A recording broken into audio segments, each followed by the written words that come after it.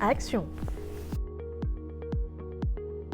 Comme ça, on pourrait croire qu'il n'y a pas de lien entre la farine et les atmosphères explosives.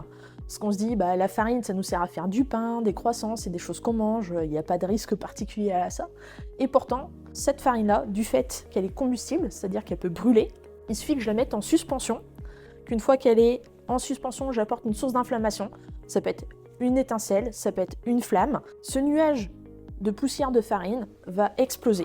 Et donc les boulangers, contrairement à ce qu'on pourrait penser, ils ont ce risque-là au sein de leur activité. Notamment, on retrouve certaines machines comme tout ce qui va être machine à pétrin, qui sont des machines ATEX. C'est-à-dire que quand on met la farine dans la machine à pétrin, il y a de la poussière qui peut être mise en suspension, donc ça présente le risque. Par contre, une fois qu'on aura mis l'eau, le lait ou autre dans la machine à pétrin, là, à ce moment-là, il n'y aura plus de risque.